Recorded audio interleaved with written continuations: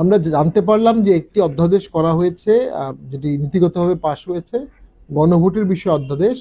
Article 93 of the constitution অনুযায়ী যদি কোনো অর্ডিন্যান্স করতে হয়, সেখানে পার্লামেন্ট সেশন না থাকলে বিশেষ প্রয়োজনে মহামান্য রাষ্ট্রপতি অর্ডিন্যান্স জারি করতে পারেন। তবে সেটা প্রথম শর্তই হলো যে আইনটি সংসদ পাশ করতে পারবে না, সে আইনটি আপনি অর্ডিন্যান্স করেও পাশ করতে পারবেন না। আর সংবিধানের কোনো কাটাছাড়া সংক্রান্ত কোনো বিষয় অর্ডিন্যান্স পাশ করে করা যাবে না। এখন সংবিধানে যেহেতু গণভোট নাই, সেক্ষেত্রে সংবিধান অ্যামেন্ডমেন্টের যে গণভোট করতে হবে সেই সংক্রান্ত আইন পার্লামেন্ট থাকলেও পাশ করতে পারতো না। যেহেতু পার্লামেন্ট এই আইনটি পাশ করতে পারবে না, স্বাভাবিকভাবেই অধ্যাদেশ দিয়ে মহামান্য রাষ্ট্রপতিও এই গণভোট আইনটি পাশ করতে পারবেন না। পুরো বিষয়টি অসাংবিধানিক হচ্ছে বলে আমার মনে হয় আইনজীবী হিসাবে।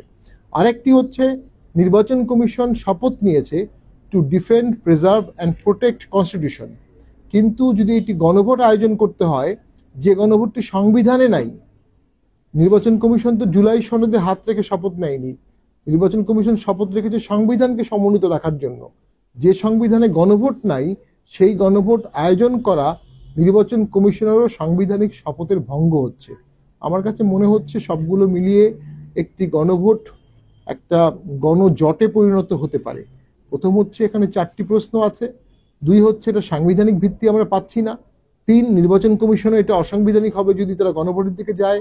4, গণভোটের যে আইনটি অধ্যাদেশের মাধ্যমে করা হচ্ছে, অধ্যাদেশের মাধ্যমে এই ধরনের আইন করার ক্ষমতা মহামান্য রাষ্ট্রপতির সম্পূর্ণভাবে নিষিদ্ধ করা আছে।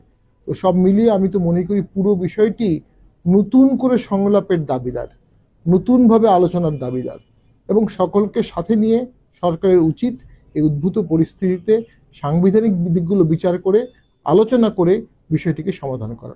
ধন্যবাদ সবাইকে।